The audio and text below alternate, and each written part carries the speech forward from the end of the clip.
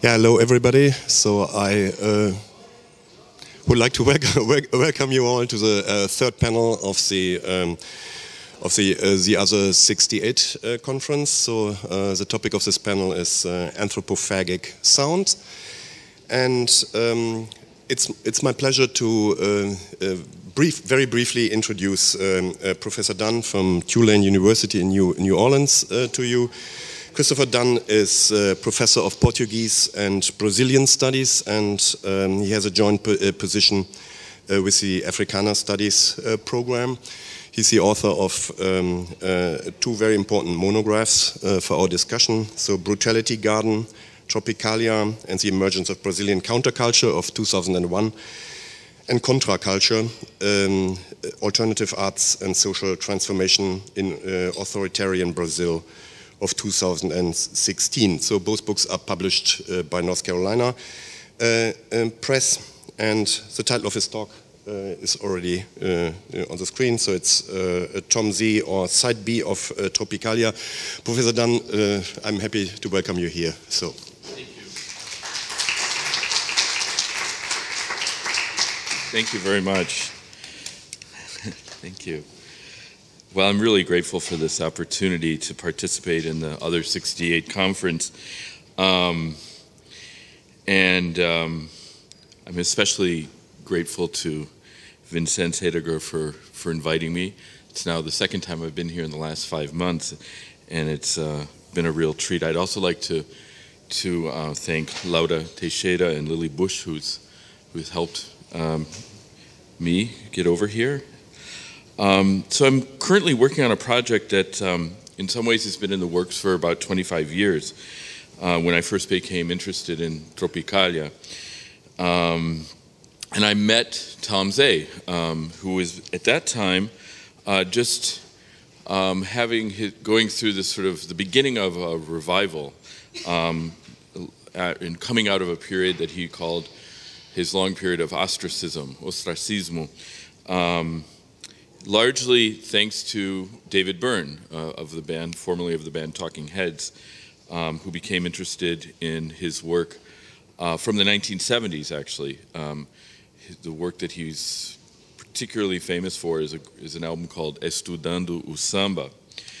And it kind of revived his career. And in the context of this revival, they went back and reissued his very first solo album, which I'm going to talk about today. There's some debate around Tom Z's sort of place within the Tropicalist movement. Some would say that he's the one that sort of has maintained the avant-garde spirit of Tropicália, while the much more famous Caetano and Gil have become sort of these pop stars, while others would say that his project was sort of outside or extraneous to Tropicália.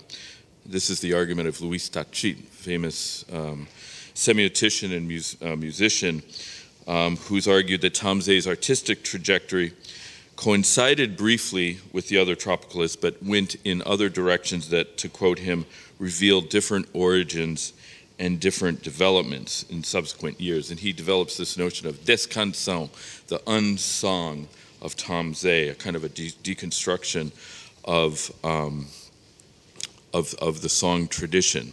So we might say that Tom Z's place within Tropicália is eccentric in the strict sense, that is on the margin of the pop music project that was largely led by Veloso and Gil.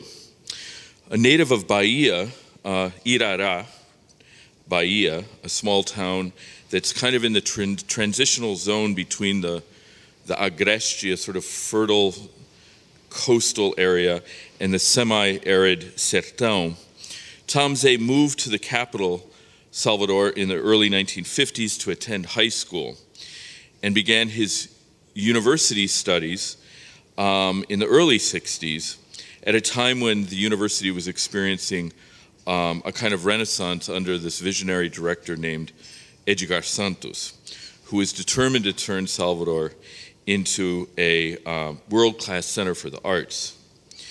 And part of this effort involved inviting Hans Joachim Kohlreuter, a German composer who had come to Brazil actually in the 1930s, fleeing from Nazi Germany, and was the sort of leading figure of a musical avant-garde that introduced 12-tone technique and was sort of positioned against the nationalist school of Villa-Lobos. And he had a bunch of sort of acolytes, primarily in São Paulo. Tom Zeh also studied with the Swiss composer Ernst Wiedmer, who we knew, and Walter Smetak, also from Switzerland, who was his cello instructor, but was actually better known for inventing instruments using local materials, especially those calabashes that you find used to make berimbaus.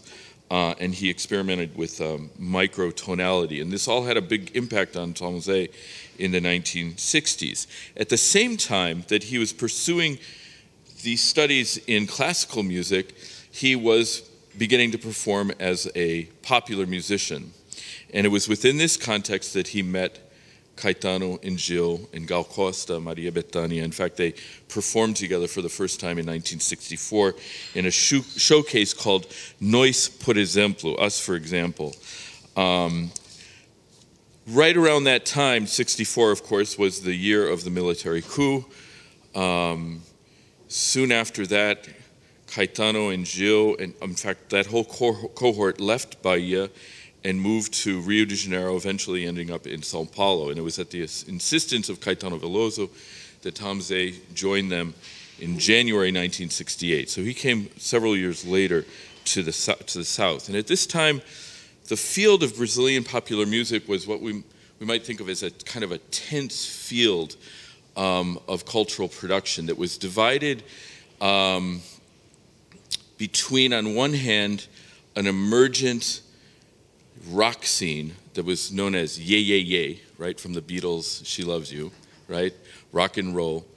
And it was largely a kind of a pop rock scene, not particularly politicized, more about love interests and living the good life as a youth in a big city, driving cars and so forth.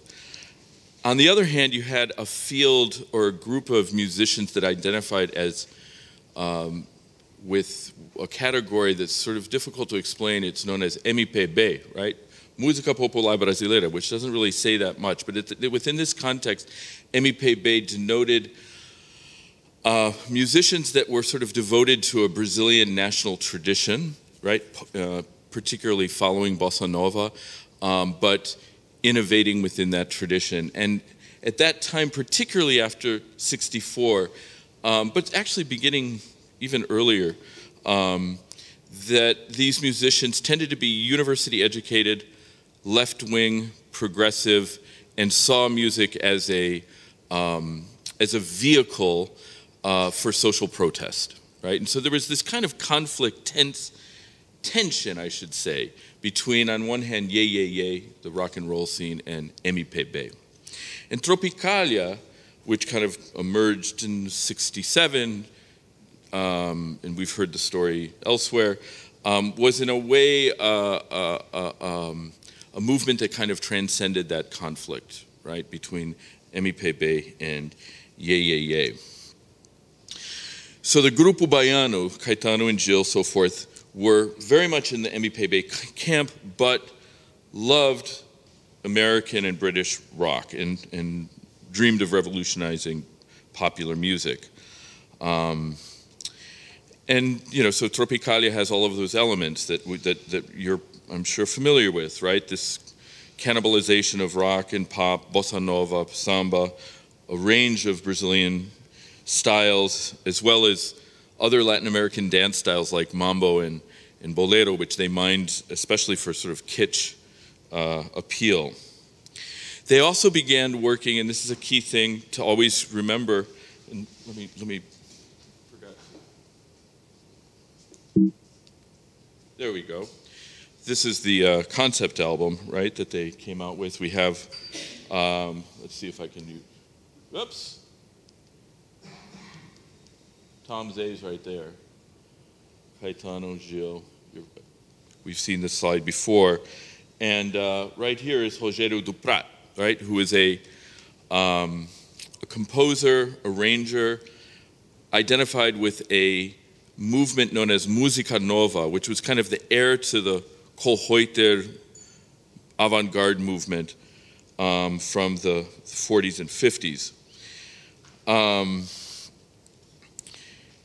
They were also supported enthusiastically by the concrete poets, especially Augusto de Campos, who wrote effusively in the local press about Tropicália as a kind of avant-garde for the masses. And so Caetano and Gil were, of course, the most visible face of the tropical movement, but Tom Zay brought an interest in formal experimentation honed during his years studying composition at the University of Bahia, and what I'm going to talk about mostly today, a very acute sense of social and political satire, right?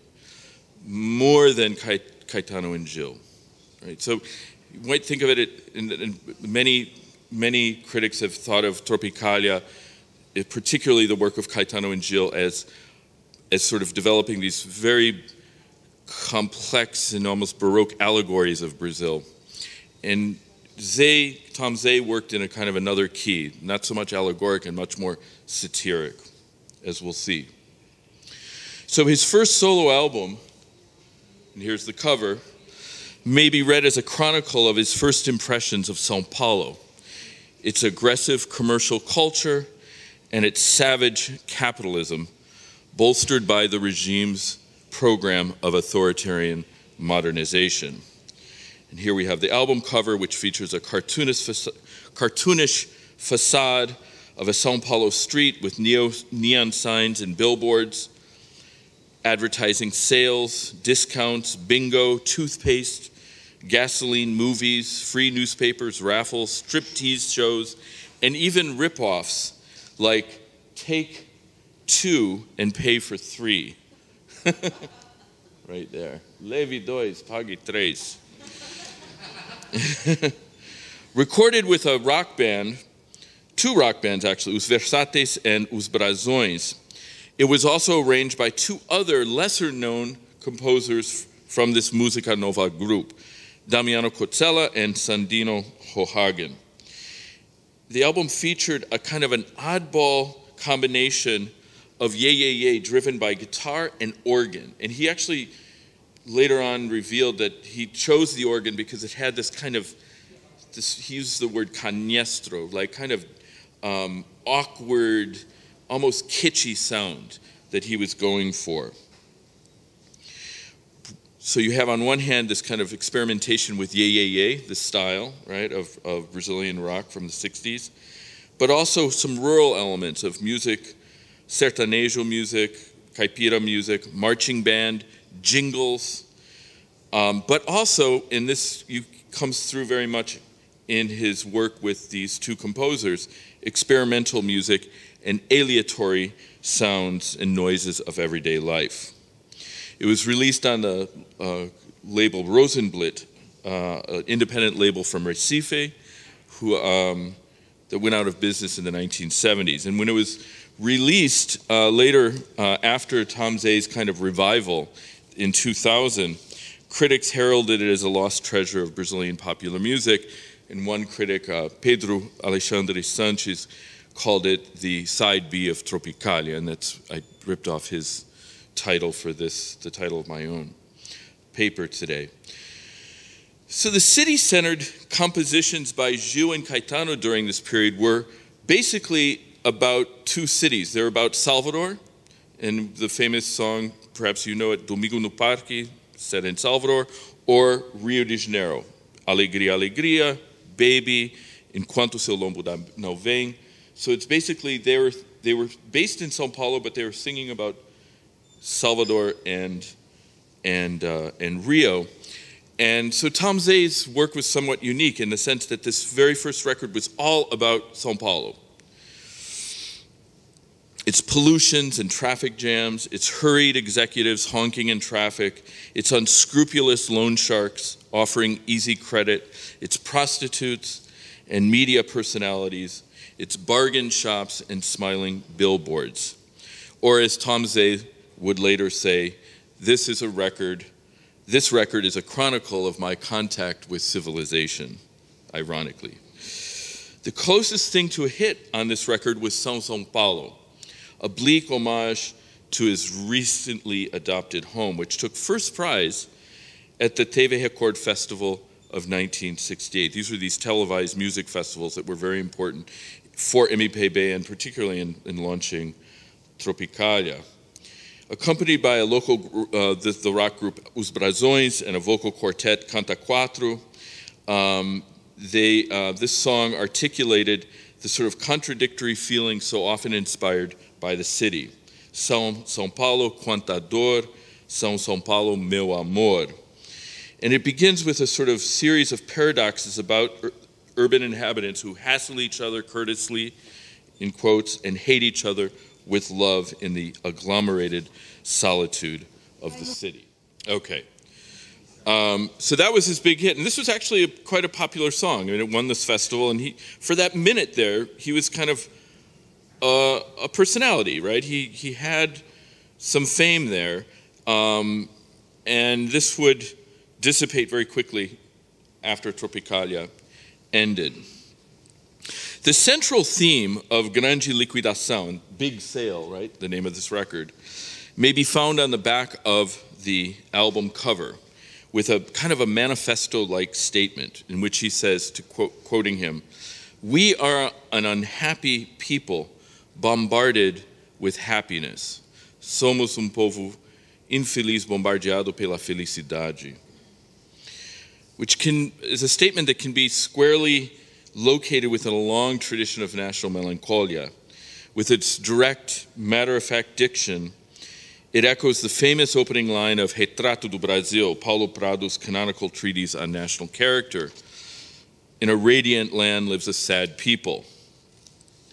Prado's statement is about the melancholic disposition, regarded as both congenital and historically determined, of the quote-unquote three sad races that live in a sunny tropical land, whereas Tonzé's statement is about the false promises of media-driven consumption in a land of social inequality and frustrated desire.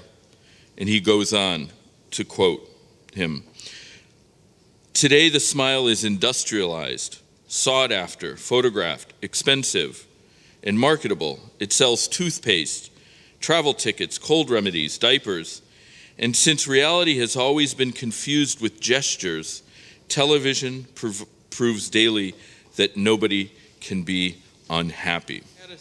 Catecismo creme dental e eu.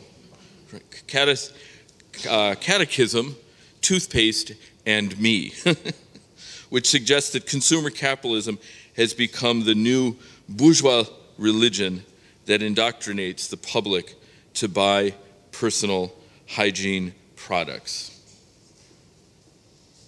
So you see the way he's beginning to sort of play with jingles, right? But in this very ironic, parodic way. And in fact, in this next song that I'm going to play for you, it's actually a jingle, right? And he employed the musical form of hard sell commerce in a song called Sem Entrada, Sem Mais Nada, no down payment, nothing more, that opens with this lament. I went for the sale, I was sold down the river, 20 payments, 20 months, I had to give up my salary, or I sold my salary. The warning against the dangers of easy credit is then promptly obscured by a celebratory jingle that serves as the refrain to the song. This is interesting because Samze actually grew up in Irara. His father was a owner of a fabric store, and he spent a lot of time in his youth in the store. And so he talks about this notion of fiado, which is like buying on credit, right? And how traditionally this was it was seen, there was this kind of prejudice against it, right? there was a stigma attached to buying on fiado. And you still today in Brazil, you see, in stores or restaurants, like, we don't sell on credit, we don't use fiado. And so he's kind of making that connection. Like today, it's like totally normal, right? Everybody is like in all of this debt, right? And everything is facilitated, as he calls it, right? Everything is financed.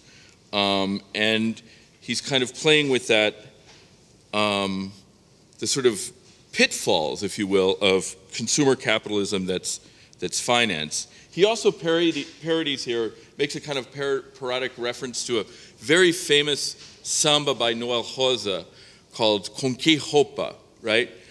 Which is about this guy who doesn't have money to buy clothes to go to a samba party. And he's saying, oh, now with this easy credit, I now have clothes to go to the samba party, right? So, moving on, another well-known song from this record is a song called Parque Industrial, which was actually featured on the concept album by the Tropicalists. And he featured it as well on his own record, which lampooned the civic pride generated by the inauguration of the industrial complex. And remember, this is the period of sort of conservative modernization in Brazil.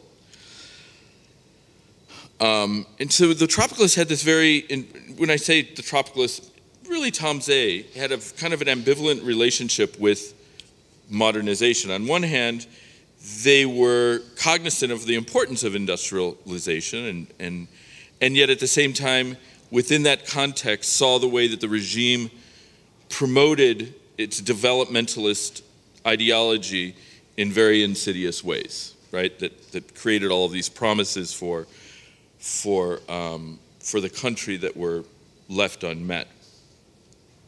So in the recording, we hear a brass band and crowd ambience, which evoke the official pomp of a military parade. And you'll notice in the lyrics that he uses the voz form, which is typically used in liturgical rites or lofty patriotic discourse, which produces this kind of parodic effect. Just a couple of things about the lyrics.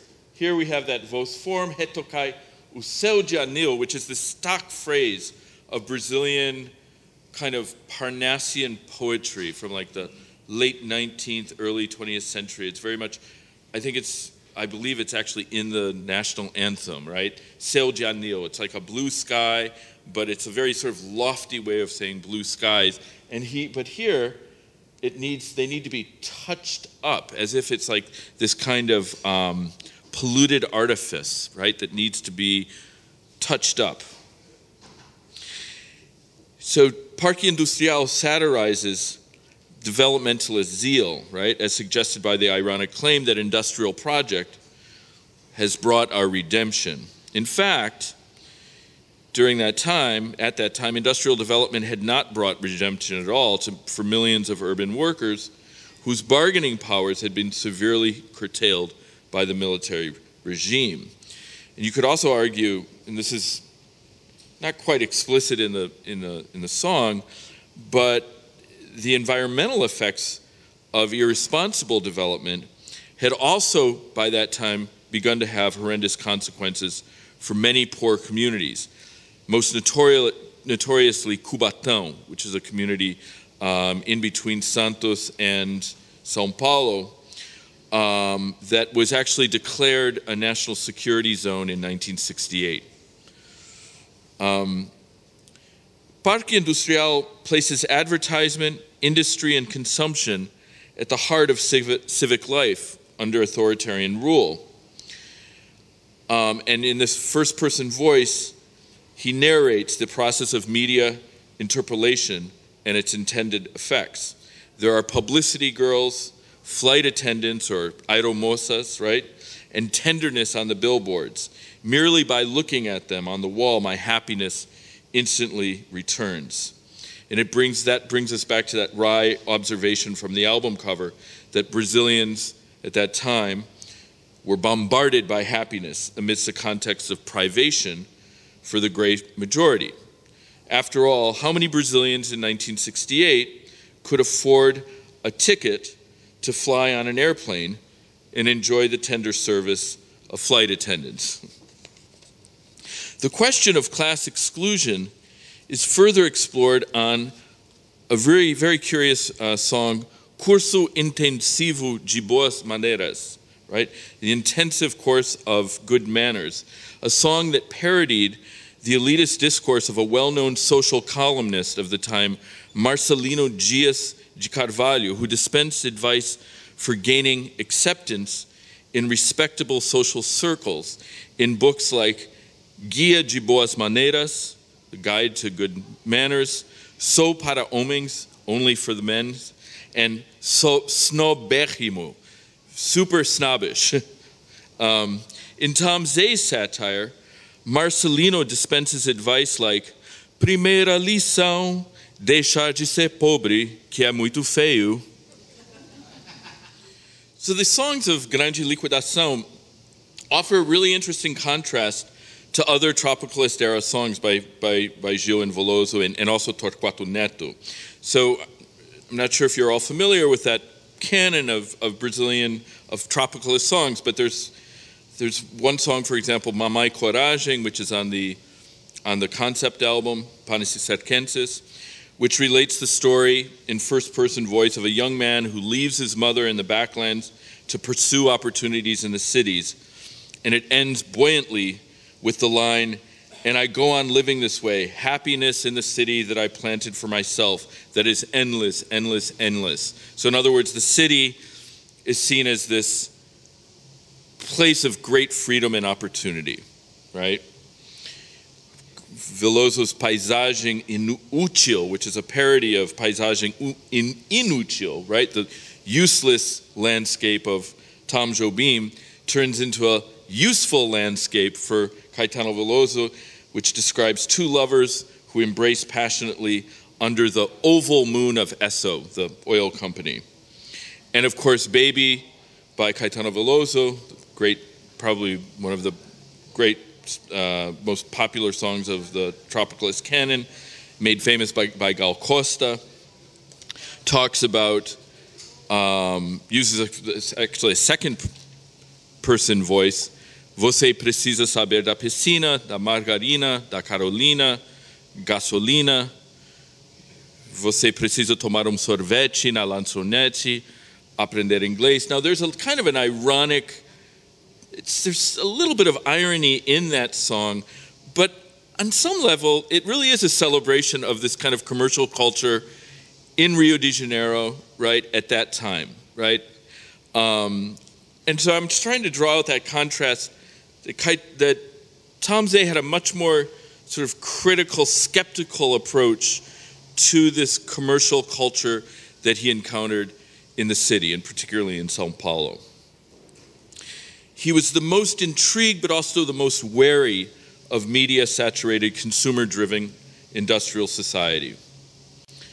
While Tropicalist songs by Gil and Veloso celebrated opportunities for becoming, in Conclini's words, consumer citizens in a megacity with countless attractions, Tom Zay's songs often reminded listeners of deep class inequalities and forms of exclusion in the sprawling metropolis. In some ways, his perspective echoed the famous critique outlined by Adorno and Horkheimer, who argued that the culture industry was a standardized system of mass deception that stifled individual creativity and critical thought. One song on the album outlined what we might understand as a countercultural critique of an overly regimented and competitive capitalist society, a theme that would appear a lot more in his work from the early 1970s. Inspired by a bumper sticker he noticed in traffic, "Não buzine que eu estou paquerando," which means "stop honking because I'm flirting," portrays the conflict between capitalist-driven anxiety and the pursuit of pleasure in the city. He noted that he was attempting explicitly in this song to imitate Ye Ye Ye, in the style of the mid-1960s crooner Roberto Carlos. The song opens with a chorus of intersecting voices performing calculations of interest and earnings, followed by the vocalized imitation of honking cars.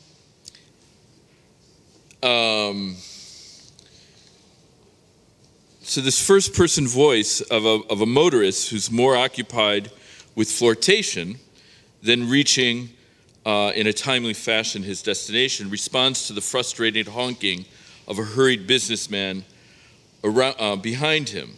As he suggests here, at least some of this work, right? And here's the critique of business culture in Sao Paulo, involved illegal activities, such as tax evasion, right? And contraband trade, acts of corruption that are part of a workaday routine for these businessmen. And anybody who's been following the news in Brazil will understand that this is a song that still has a lot of resonance. The refrain, a grande cidade não pode parar, is actually a direct quote from Ademar de Barros, who is a notoriously corrupt politician from Sao Paulo. He was both governor and mayor, and I think at the time he was mayor of Sao Paulo in the 50s and 1960s. And so that citation of Ademar de Barros, a grande cidade não pode parar, comes from his slogan, São Paulo não pode parar, right? This idea that it's always moving, it's always in movement, it's always growing, but it's also this kind of oblique reference to corruption within that context. In another song, he advanced a critique of corruption and imperialism, which were similar to the kind of agitprop songs of the early 1960s.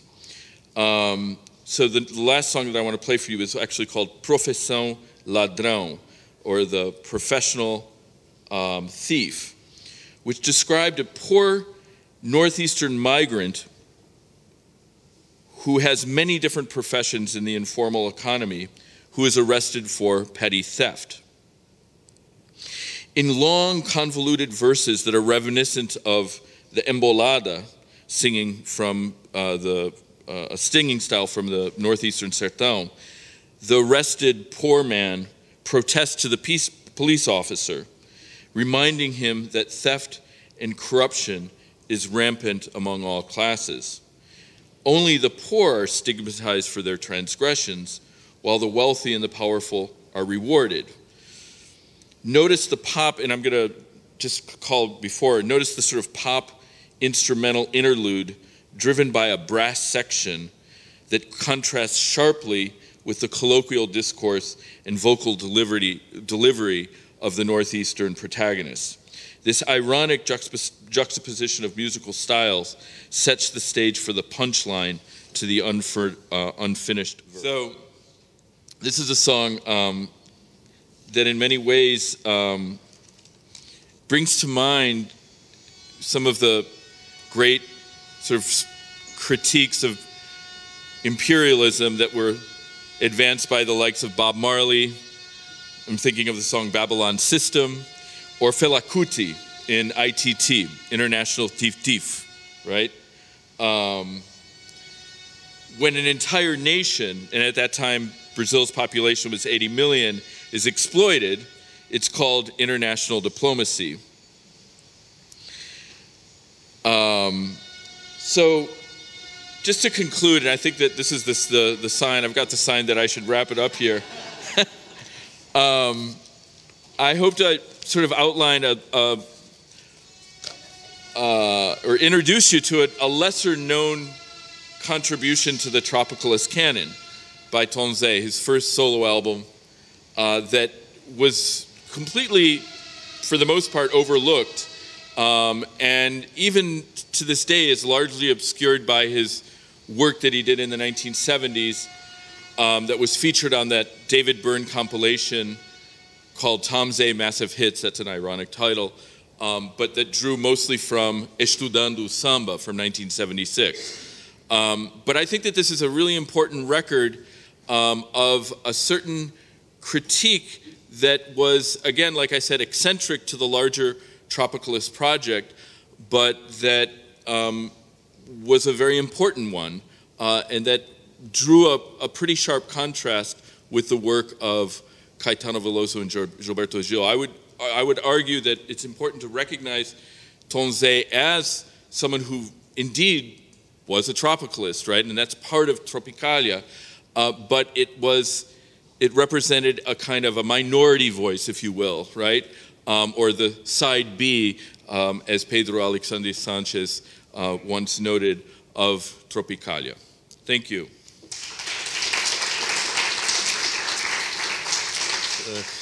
Many articles and songs from Detlef and his bands on at home, so he's very important for my personal formation. But this doesn't matter here.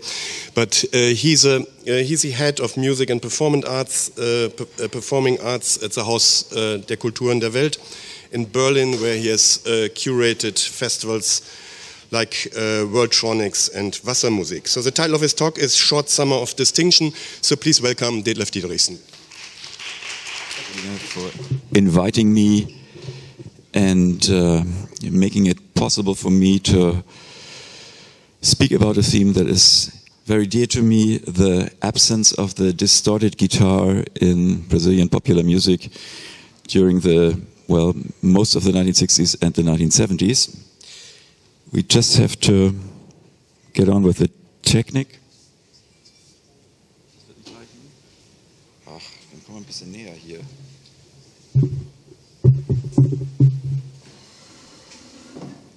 So.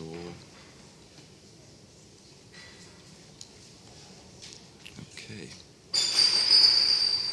Hope this works out. And before starting with the other 1968, I would like to start with the 1968. And it sounds like this. Okay, this was Jimi Hendrix, the MC5, and the Velvet Underground, of course. And now the other 1968.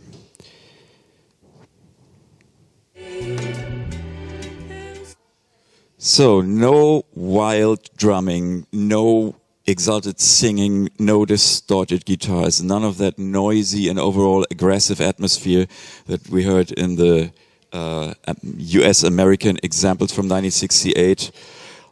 Still, the song Baby was considered a provocation, was considered a no-go. Why? Because of the use of English language.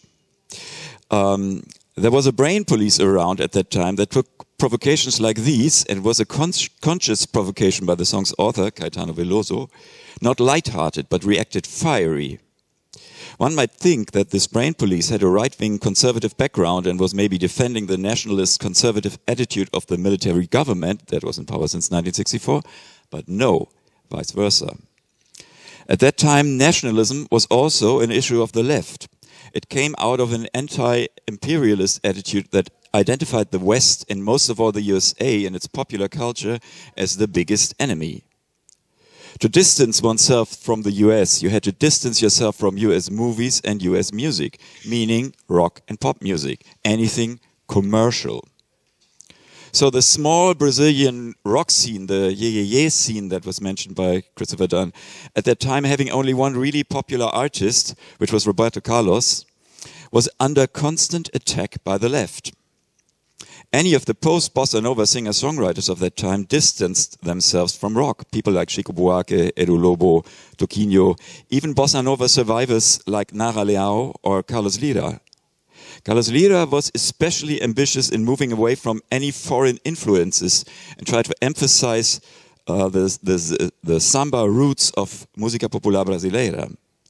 In 1963, he released the song called Influência do Jazz, where he condemned the jazz influence on the pobre samba meu that was an important component of bossa nova, and that of course was also traceable in his own songwriting, being the second most successful bossa nova composer next to Antônio Carlos Jobim. But in the early to mid-60s, this was no longer acceptable. This was no longer cool, you might say. And musicians like Lyra were looking for some solidarity with samba or the styles of the Northeast.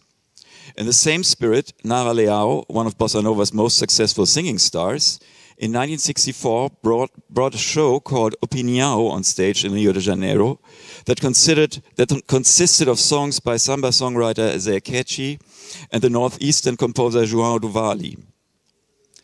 So that was the direction away from Bossa Nova that was considered too white and middle class, which it undoubtedly was, and that was so well liked internationally, especially in the despised USA. Off to the rural areas of the Sertão and the equally far-removed Morros, the urban ghetto areas where samba was still ruling. For the Tropicalists, this attitude was too narrow-minded.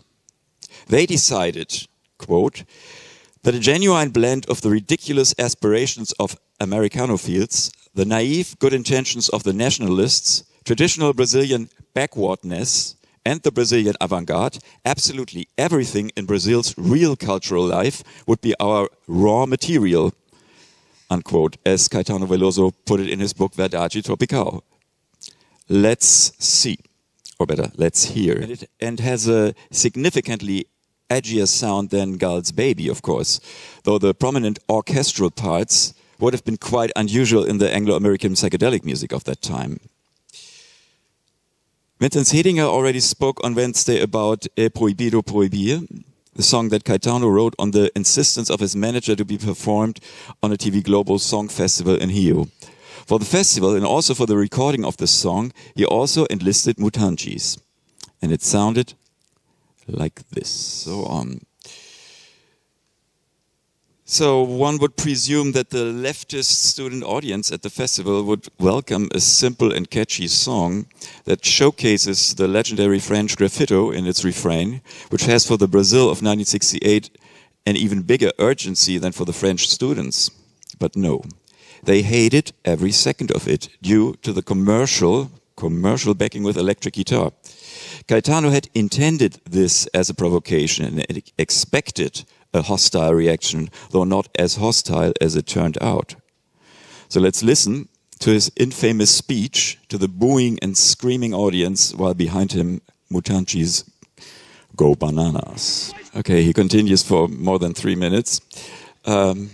Before they had to leave the stage, Gilberto Gil was also on stage, but he was hit by some stone or something, so he started to bleed, and finally that was the performance was over. Well, we learned now that Mutantes helped Gil and Caetano out when it comes to distorted electric guitars. Let's hear some examples of their own recordings, starting with their take on Caetano's Baby, which we earlier heard in Gal Costa's version. And one more from Mutantes, which is this famous Gilberto Gil composition, whose lyrics Lena Bada put here on screen, Bach Macumba. So listening to these examples, they might signal that the Brazilian popular music of the rebellious year of 1968 was in perfect sync with the creations of the colleagues from the northern part of the continent and overseas. The recordings of Gilberto Gil, Caetano Veloso and Mutantes were bubbling with psychedelic guitar insanities and sound effect overkill, as were recordings by the Jefferson Airplane, Jimi Hendrix and Pink Floyd at the same time.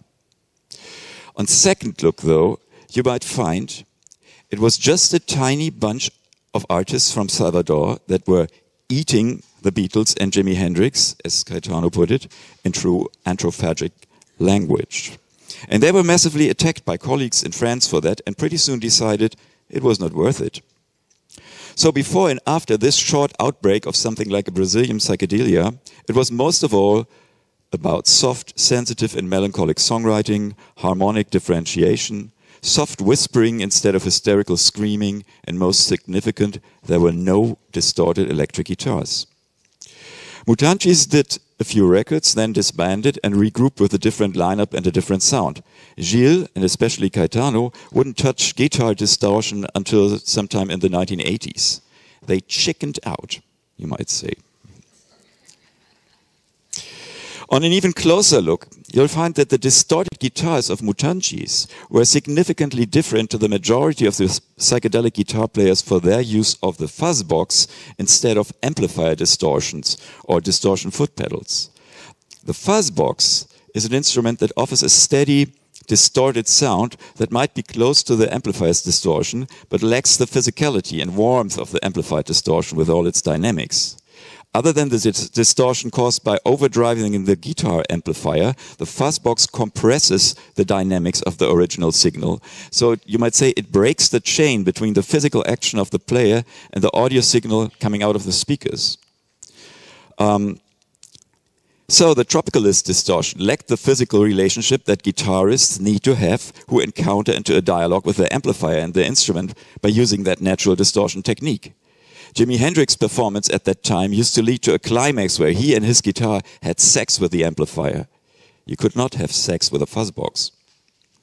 One reason for this difference, this major difference between the sensibility of the distorted guitar in Brazilian music and the US music, might have been the absence of the blues tradition in the history of Brazilian popular music, which laid the groundwork for rock guitar playing and was something that every guitar player had to master in order to become a rock player. A second reason might lie in the completely different tradition of musical performance. If you look at footage from bossa nova concerts of the 1950s or 1960s, for example, you might find that all musicians are sitting on chairs. No one is fooling around with his instrument, not even while playing a solo. And you can assume that the Brazilians of the Tropicalismo generation, the young people of 1968, didn't pose in front of their mirror when they were children with an imaginary guitar. But the rock guitar is always not only a sound, but a performance as well. It is unthinkable to be performed sitting on a chair. It needs this and that. The third, and maybe most important reason, could be the fact that there was another revolution in Brazilian music at the end of the 1950s that was not finished yet, you might say, and therefore made it impossible for the Tropicalists to go the same way as their North American and European counterparts. To illustrate what I mean, let's listen to some popular songs of the 1950s. Brazilian popular songs of the 1950s. Okay, those two recordings by Nelson Gonçalves and Vicente Celestino were really popular, you might say mainstream recordings from 1957. So that was how most of the music was conceived at that time in Brazil, with big voices mostly. And then, all of a sudden, just a year later, I don't know whether you know the story behind João Gilberto's voice, and I don't know whether it's true, as João Gilberto is at least as much a master in creating his own myth as Clarice Lispector. But following the account of Rui Castro in his book about bossa nova, who did an in-depth research on all things João Gilberto, he came to Rio in the early 1950s from Bahia to launch a singing career. He had a big, rich baritone, but there were a lot of singers in town and he couldn't get too many jobs. And after a few recordings as part of a vocal quintet, he found himself broke and with no place to stay. So he left Rio and went to Pernambuco, I think, stayed with friends and rethought his life, but still, the maniac he is, worked on his art, still looking for a way to sing. He then moved and stayed for a while with his sister, and there he had his magical moment, his epiphany, in the tiny bathroom of his sister's house. There he found his voice. So he went back to Rio to try again, and the reaction of those who had known him before, they wouldn't believe it's the same person. And when his first recordings were released, there were two reactions. The majority found them ridiculous, assumed he had a disease, a throat disease, his voice was broke. He was simply inapt to sing for real. But a small minority saw in this music their salvation. They immediately connected deeply with it, and a lot of the singers and songwriters that emerged in the decades to come had this kind of special moment with hearing João Gilberto for the first time. Caetano and Gil were among them. Caetano never thought of becoming a musician before listening to João Gilberto. He thought of becoming a film director, being heavily impressed by the work of Glauber Rocha, a painter maybe, or a university teacher. João Gilberto showed him that there was a possibility of becoming a musician, maybe a songwriter, even for someone who had considered himself as talentless as he did. So the motto for what he wanted to do from now on was a little Glaube, a little João Gilberto. So when in the 1960s the sonic revolutions from the Anglo-American world reached Brazil, it held a certain charm for Caetano and Gil. It looked like a great vehicle to use for provocation for the narrow-minded leftist nationalists. Gil especially took a liking for Jimi Hendrix. Caetano was still more with the Beatles, both complete no-goes for most of their songwriting colleagues. But it didn't go that far that they would be willing to sacrifice João Gilberto. So when they crossed that red line with É Proibido Proibir and a few other recordings at that time, it was only possible because they had Mutantes on their side. There were no other comrades, no other musicians around who would be willing to go down that road. Even when they were exiled to London, and of course had access to a lot of psychedelic and capable musicians of all kind, they decided to stay mostly by themselves, made very quiet, very melancholic, mostly acoustic recordings. True to João Gilberto, taking command of your voice, creating your voice, seems like a more worthy artistic objective, a more promising path, so they simply forgot about the distorted guitar. The funny thing is that the fuzzbox actually found a niche in Brazilian music where it survived Tropicalismo, MPB and everything that followed, and that is the carnival music of the trio electrico. Maybe the sharp frequencies and the compressed sound of the fuzzbox were especially useful when it comes to assert yourself against a noisy party crowd. I found a quite untypical Caetano recording to showcase that trio electrico sound with a fuzzbox. Where do we have it? So, I want to close this presentation with one more recording that still might be read in perfect anthropophagic sense, a cover version of the Rolling Stones song Let It Bleed by Caetano Veloso, that in spite of singing in English, he managed to turn completely into a Caetano Veloso song. Thank you.